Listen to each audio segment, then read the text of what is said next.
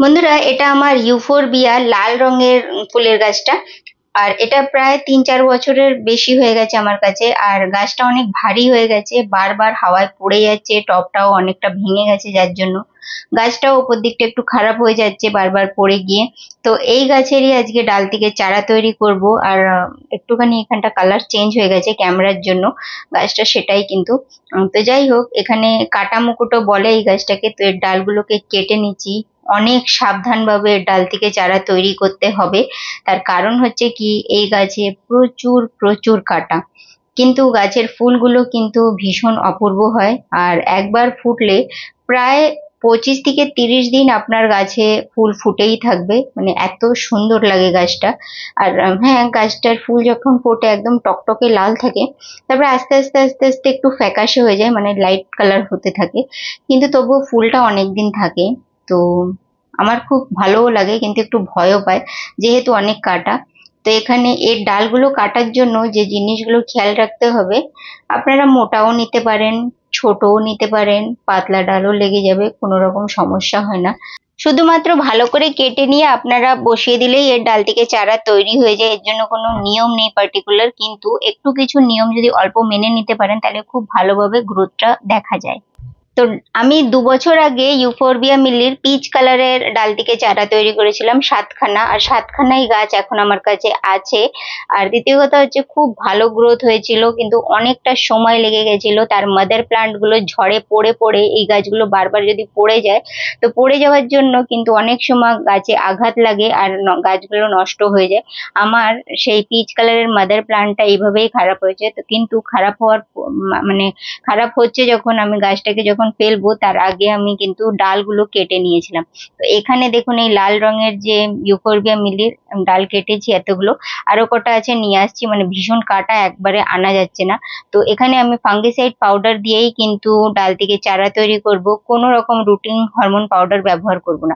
এর জন্য একটা পটিং মিক্স তৈরি করব। 2 ভাগ মতো আমি কোকোপিট নিচ্ছি এখানে। আর তার সঙ্গে কিন্তু আমি, যদি 2 ভাগ কোকোপিট নিচ্ছেন তাহলে আর্ধেক কন্টেনার, যে কন্টেনার মেপে নিয়েছেন তার হাফ আমি এখানে এই টবে ভার্মি কম্পোস্ট দিয়েছি। যেহেতু এর গ্রোথটা অনেক বেশি স্লো হয়, কিন্তু যখন গ্রোথটা ধরবে তখন খুব ভালোভাবেই ধরবে। তো সেই জন্য একটুখানি ভার্মি কম্পোস্ট দিয়ে দিচ্ছি, যাতে গাছের নিউট্রিশনসটাও আস্তে আস্তে পেতে থাকবে।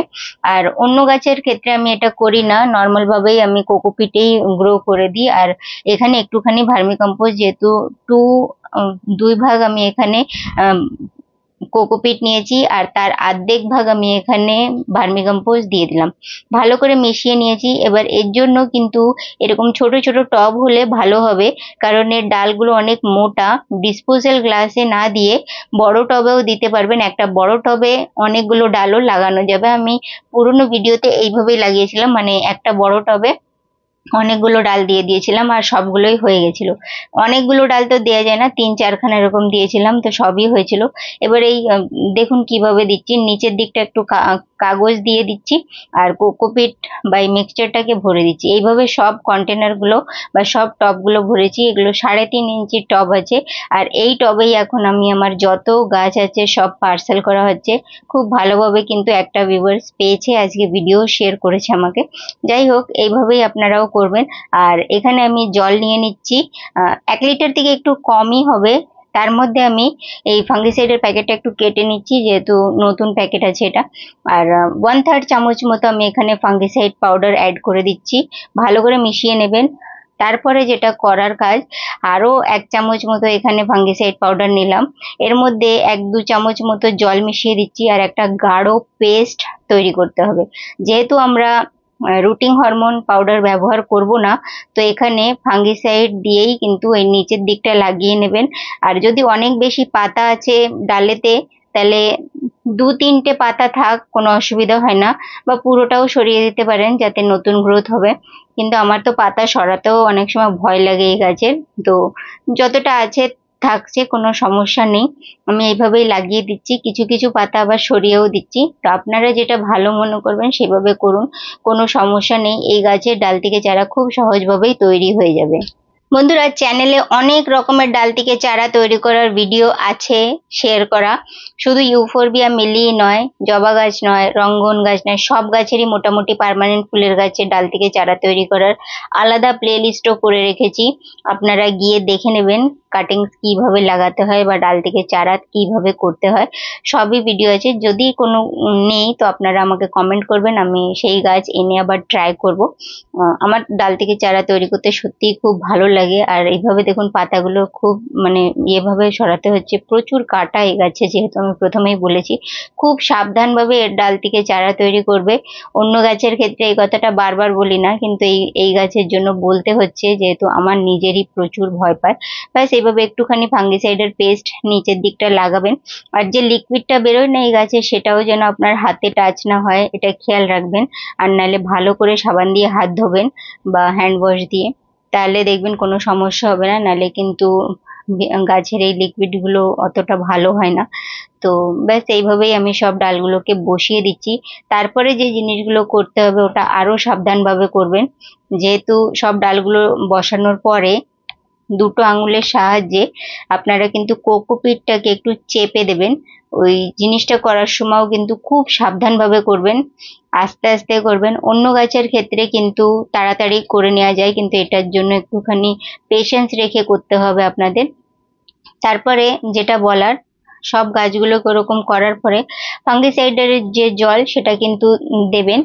আর হ্যাঁ, আর একটা জিনিস বলে দিচ্ছি আপনাদেরকে, নিয়মগুলো বলে দিই সববারই, আবার আজকে বলে দিচ্ছি। নিয়ম নম্বর 1, সেটার জন্য আপনারা এই ডালগুলো বসানোর পরে রোদ যেন না লাগে, সেমি শেডে রাখবেন অন্তত 25 দিন, 30 দিন। তারপরে 25 দিনের পরে 1-2 ঘন্টা রোদ লাগলে সমস্যা হয় না, কিন্তু 20 দিন 25 দিন মতো পুরো সেমি শেড থাকবে, কিন্তু সেখানে আলো থাকা চাই, অন্ধকার জায়গায় রাখবেন না। এরকম জায়গায় রাখবেন যেখানে সূর্যের মানে যে একটা গরম ভাব ওটা যেন না আসে। বড় বড় গাছের নিচে ঢুকিয়ে দেবেন, কোনো সমস্যা হবে না। তাছাড়া মানে প্রপার আলো থাকা চাই। নিয়ম 2 নম্বর যেটা, সেটা বলে দিচ্ছি। আহ রোজ আর কি আপনারা জল দেবেন, যদি বৃষ্টি হচ্ছে সেদিন বাদ দেবেন। যখনই দেখবেন এটা যেন শুকিয়ে না যায়, সবসময় জল কিন্তু শাওয়ারিং করবেন। মগ ভরে জল দেবেন না, নাহলে নতুন নতুন যে ছোট ছোট শেকড়গুলো তৈরি হবে সেগুলো ভেঙে যাওয়ার চান্স থাকে, আর গাছের গ্রোথটা কিন্তু হতে হতেও হয়তো মারা যেতে পারে। এবার আমি যে ফাঙ্গিসাইডের জলটা তৈরি করেছিলাম সেটা দিয়ে দিচ্ছি। সেটা দেওয়ার সময় অনেক সময় গাছগুলো একটু হয়তো ঝুঁকে যেতে পারে, সেই জন্য আবার আঙুল দিয়ে একটু চেপে দেবেন, তাহলে ভালো হবে। এরকম ভিডিও দেখতে হলে চ্যানেলটা অবশ্যই সাবস্ক্রাইব করে নেবেন। আমি গার্ডেনিং নিয়ে ভিডিওই আপনাদের সঙ্গে শেয়ার করি। ভিডিওটা যদি ভালো লেগে থাকে তাহলে লাইক আর শেয়ার করা একদম ভুলবেন না।